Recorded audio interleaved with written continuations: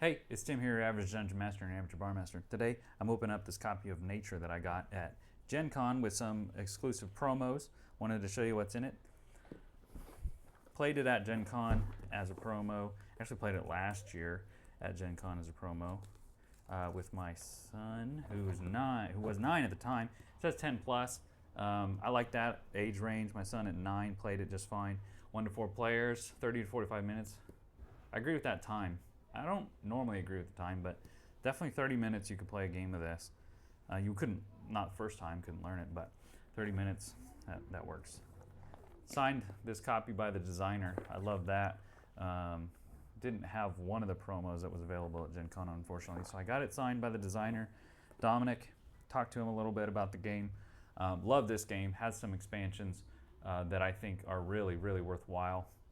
The base game itself, though, great game. Beautiful art all around on the box.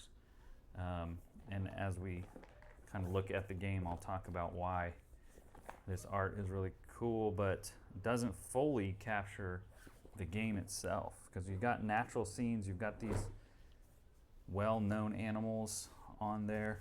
Red panda, snow leopard, some capuchin monkeys, it looks like, or some kind of monkey.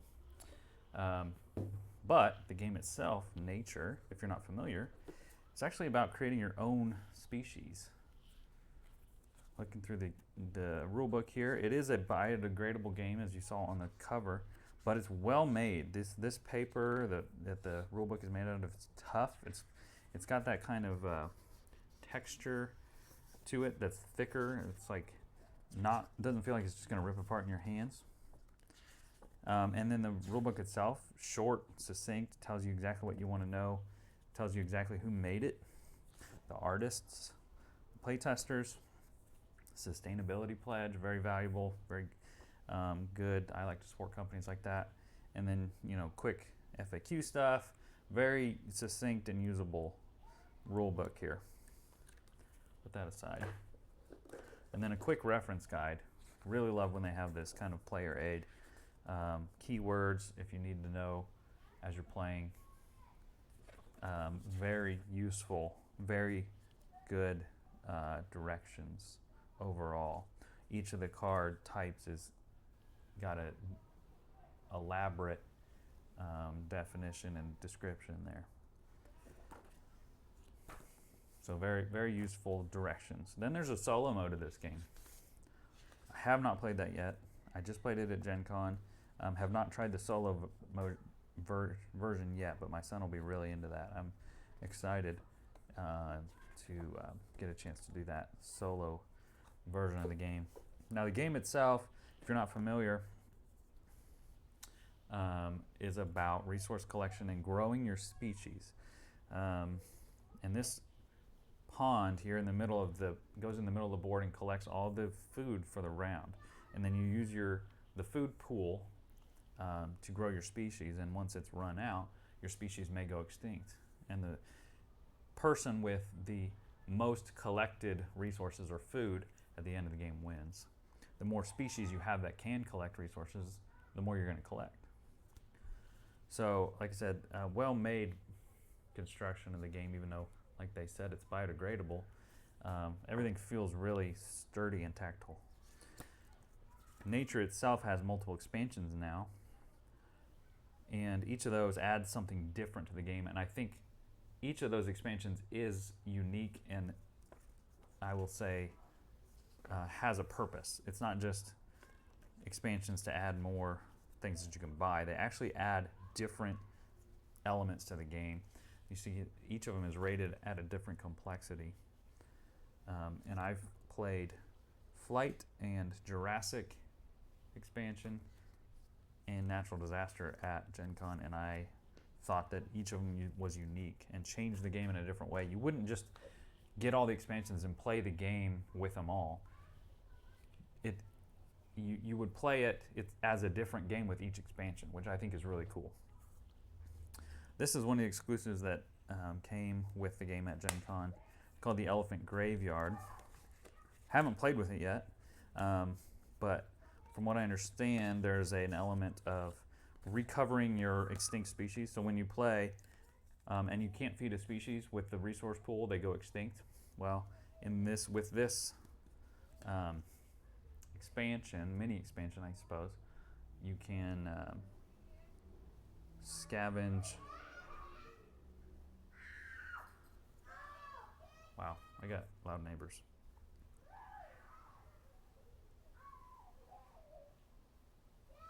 You can recover additional resources once your species have gone extinct from this elephant graveyard. So a neat element that's added to the game. Okay, just a little bit of a promo here for the company from other games. And then you've got these privacy boards that you set up, one for each player, that you fold and place in front of you to keep your score private during the game, so that you can't count other players' points while you're playing. Then we've got a unique trait. So as your species grow, you add traits to them that change the species. So they're not normal species. They're not well-known species. They're your own species. They evolve as you play the game and are unique. And you add traits to them that are based on well-known species, but may end up as a completely unique species. This is something that is a promo added to the box from buying it at Gen Con. An avid forager. Cool little fat groundhog there. He's kind of a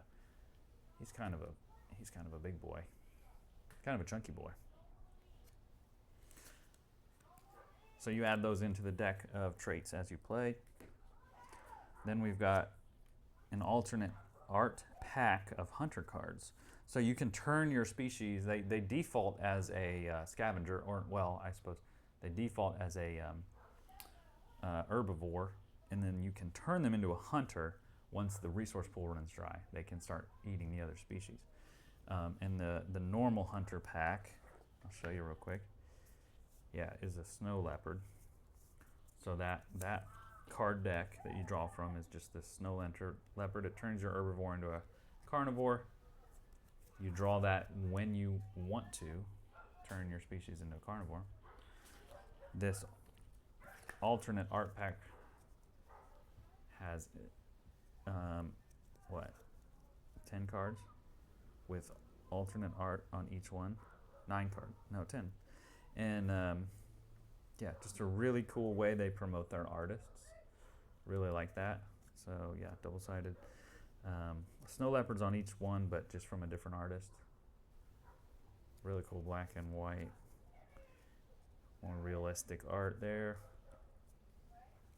Kind of a cool Disney style artist. Ooh, really, really cool. Chinese, I'm sorry, correct me if either way. East Asian somehow. And then really cool monochromic snow leopard. That's really neat. Okay, kind of a black and white comic style. Oh, and then Disney animation style, I guess. That's cool. Okay, so those are the hunter cards. Got a hunter token. This is the first player token as you go around. And then, what else we got here? Some more tokens to indicate. One of the things that I like about this game is that they have storage boxes built into the box. So everything's not just loose in there or in some haphazard organization. They actually have storage boxes for all the dials and tokens that you use. This is to indicate the size and type of your species. And it's in this little hole-out box that slides right into your game box. Really, really nice, really thoughtful way to do this. Got species tokens, so as your species grows, you add population tokens to show how big the species is, and then they go extinct. You flip them over, your box of those, and then your boxes of resources, carnivore, resources of meat, and then plants, the default resource. Really cool way that they organize this box and store everything. Very thoughtful. The whole thing It's a very thoughtful design. And then player aids, very useful. Everybody needs to have player aids. If a game doesn't have player aids, it's not well thought out. You need to rethink considering buying that game. Really beautiful. I mean, even in the interior of this box, beautiful, beautiful art on the inside of the box. Inside, outside, these beautiful mountains, scenes. Okay, and then we've got your traits in here. So these are the default traits that come in the base game.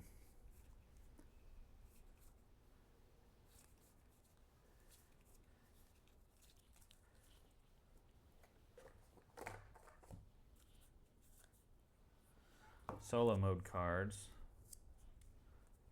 Okay, so I'll have to look at those. I'm not sure how the solo mode plays, but we've got 6 different sort of traits there that go with the solo mode.